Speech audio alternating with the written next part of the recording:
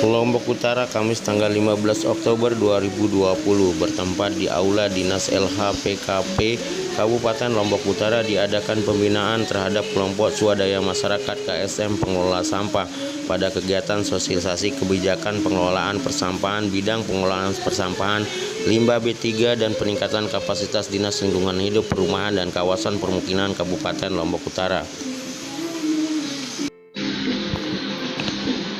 Sekitar 40 KSM Kabupaten Lombok Utara menghadiri kegiatan tersebut. Dalam sambutannya, Kepala Dinas DLH-PKP Kabupaten Lombok Utara, Bapak Rizaldi Rahadian STMT, mengatakan bahwa KSM adalah merupakan kelompok swadaya yang masyarakat yang harus bisa digunakan untuk mengelola sampah dengan baik. Fungsi dan kegunaan KSM harus jelas dan harus memiliki badan hukum atau memiliki legalitas secara akte notaris. Menurut Rizaldi, pengolahan sampah yang dilakukan oleh KSM ini adalah merupakan ujung tombak dari kegiatan pengelolaan sampah masyarakat agar KSM bisa memberikan pengertian kepada masyarakat dan sosialisasi kepada masyarakat bahwa sampah bisa juga dijadikan sebagai barang ekonomis, bisa menumbuhkan perekonomian masyarakat di tengah masa-masa sulit seperti saat ini. Pengelolaan sampah di tingkat KSM harus jeli dan harus tekun karena KSM adalah ujung tombak terutama dalam pengolahan dan pemilahan sampah di TPS sementara. Sementara itu, Kepala Bidang Pengelolaan Sampah Dr. Andus Idewo Purwo mengatakan bahwa pengelolaan sampah di tingkat TPS atau di tingkat KSM perlu terus ditingkatkan dengan semangat yang luar biasa, karena siapa lagi yang akan mengurus sampah? Sampah akan diurus atau diperhatikan oleh masyarakat itu sendiri yang tergabung dalam kelompok swadaya masyarakat. Menurut Dewo Purwo, pengelolaan dan manajemen persampahan yang dilakukan KSM harus jelas dan memiliki perencanaan sehingga DLH-PKP bisa mengusulkan kegiatan-kegiatan dan bisa melakukan pembinaan secara intensif. Asmut Lotara, LCTV mengabarkan. Tapi secara lisan kami sudah melakukan diskusi juga 21 ya. Sampai saat ini belum disampaikan ya Pak Bidi ya. Jadi atas dasar itulah nanti kami akan mengusulkan jumlahnya ya, mungkin Ibu tidak butuh, mungkin butuhnya cuma 10 ya 10 kita kasih ya. Jadi atas dasar itulah nanti kami akan mengusulkan.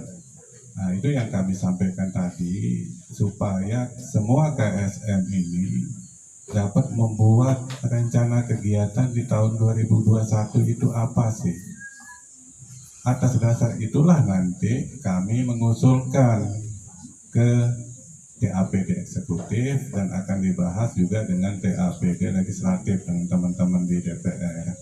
Tapi secara lisan kami sudah melakukan diskusi juga.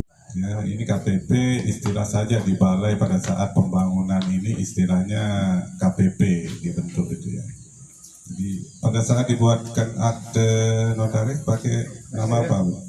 KSM kan? Oh belum ada. Oke, nanti kami tanyakan ke pendampingnya Bu. Kemudian ini sudah nanya dan operasional apa sistem 3 bulan, 6 bulan atau berapa ya? Ya kita belum bahas juga di legislatif ini. Tapi kemarin Pak PLT Bupati itu mulai dari pilah, harganya nanti dibuat, KSM itu yang buat. Nanti bersosialisasi sama kasihnya ada Pak Domi, ada BNB-nya. Kalau bingung menjualnya kemana, ada BNB. Nah, bagaimana dana operasionalnya? Ya itulah kesepakaman di situ. Kalau satu KSM nanti dia mengelola 6.000 KK, ya berapa besarnya kembali ke kesepakatan di sana. Bisa aja tenis, contoh kasih tahu tenisnya misalnya. Kalau dipilah di rumah dulu mungkin per kilonya beda. Ya ketimbang dia terima bercampur di pengangkutan misalnya. Itu ke pola gitu. Nah cuman saya melihat, ya mohon maaf, kita harus fair saja. Kalau seorangnya real berbicara, Jangankan kita menyuruh masyarakat, kita sendiri Pak, mohon maaf, saya terbuka aja. Di kantor saja. Sampah satu itu belum diangkat plastik itu. Bagaimana kita mengajak masyarakat? Nah ini jadi mulai dari kita ya, terutama saya bersyukur betul kalau KSM-nya ketuanya ada ibu-ibu yang luar biasa. Biasanya yang cepat berjalan itu ibu-ibu.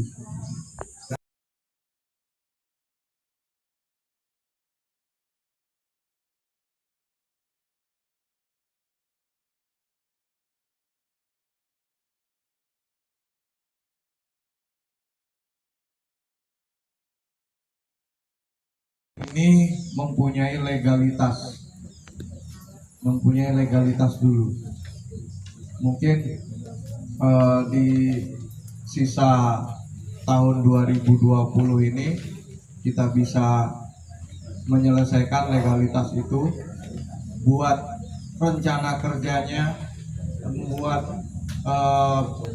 peta wilayah cakupannya, supaya nanti kami punya dasar untuk merencanakan apapun yang bisa mendukung kegiatan KSM. Seperti kemarin sempat kita ajukan melalui DAP pengadaan motor roda 3. Tujuannya kemana? Ke KSM. Kami dimintain datanya, KSM-nya mana saja. Kita kasih KSM yang sudah terdaftar di kita. Tetapi begitu ditanya ini punya akte notaris atau apa, kami tidak bisa menjawab karena memang tidak ada seperti itu.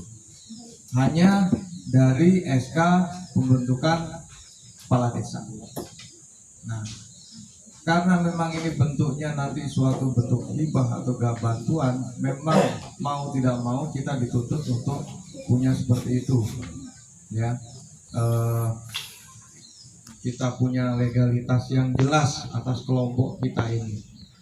Kalau memang kesulitan dalam pengurusan legalitas ini, mungkin nanti bisa konsultasi ke pihak desa. Bagaimana pihak desa membantu sama-sama membuat legalitas. Jadinya nantinya KSM ini bukan hanya bertumbuh seperti jamur, tapi dia bisa kokoh gitu ya. Jadi ini mempunyai legalitas dulu.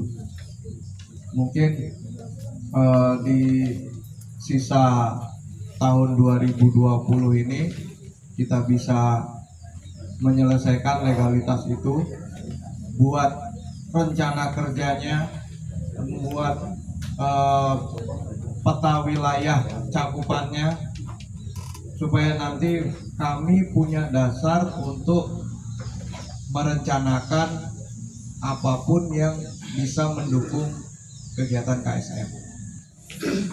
Itu yang sementara yang disebut-sebut ini KSM dan KPP ini kok tidak terkenal begitu. Gimana ini Pak Kadis? Sama dia. Dia sama apa enggak? Karena yang disebut di kami itu KPP bukan KSM. TPS 3R kami itu namanya Jenggala Mandiri. Kami sudah baru memulai sosialisasi ke masyarakat door to door untuk masalah sampah, pemilahan dari rumah mengumpulkan ke TPS 3R. Kita mengambil paket 3 roda, tapi kami baru punya 1. Ya. Masih kurang seperti TPS atau tempat pengumpulan sampah itu belum ada. Jadi untuk sementara sampah yang kami kumpulkan yang bisa kami bakar dulu, karena kalau terlalu banyak kita timbun menumpuk nggak tahu dibawa kemana gitu. Nah, terus kami juga ingin di setiap 3 atau 4 rumah ada bak sampah. Residu yang dihasilkan itu masih cukup banyak karena kembali kesadaran untuk memilah itu masih sangat minim. Jadi harapan kami mungkin seperti yang saya sampaikan beberapa waktu lalu dengan Bapak Kepala UPTD, bisa ya disediakanlah kontainer itu satu saja dulu supaya nanti sisa dari pemilahan di masyarakat itu kami tidak kelabakan lagi, karena lokasi saya di Bentek Pak. Beberapa waktu yang dulu alhamdulillah ada di lapangan Gondang, jadi bisa saya bawa ke lapangan Gondang. Nah sekarang tidak ada, mau saya bawa kemana lagi sampah residu ini. Saya bakar, polusi, saya tumpukan sama dengan bohong. Jadi harapan saya itu Pak, mohon kita kerjasamanya. Jadi terima kasih. Mohon maaf apabila taufiq wal hidayah. Assalamualaikum warahmatullahi wabarakatuh. Juga bergabung di KSM dan juga beberapa mungkin teman-teman tahu saya bergabung juga di Bank Sampah dan juga Trust Hero. Kalau KSM ini mungkin saya kalau datang di sini baru saya disebut KSM. Kalau saya ke provinsi baru saya disebut Bank Sampah. Kalau saya ke luar daerah mungkin saya disebutnya Trust Hero. Kenapa saya bergabung di tiga kelompok ini? Karena ada beberapa perbedaan di tiga kelompok ini. Yang pertama itu bank sampah. Awalnya kita sebenarnya bank sampah, tapi ketika kita membawa SK ke LH, kita dimintanya KSM.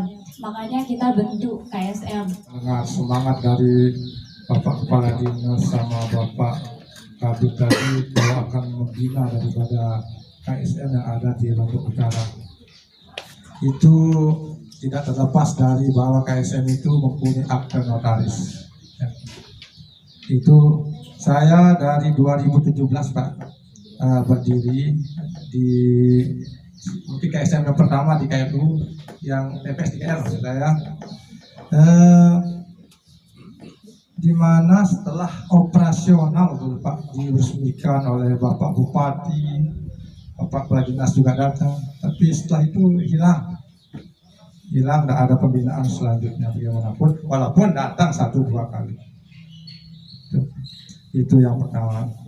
Kemudian peralatan kami juga kemarin karena gempa itu susah semua Pak, patah-patah. Kemudian gedung kami juga agak miring karena gempa. Jadi